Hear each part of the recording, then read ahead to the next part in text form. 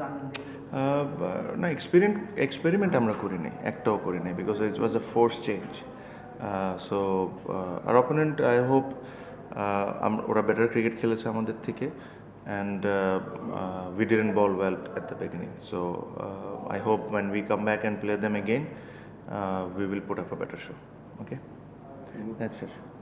Captain টানা 6টা match জেতার পর একটা ম্যাচ খেলেন, কোয়ালিফায়ার আগে থেকে আসলে রিয়েলি চেক করবেন নাকি?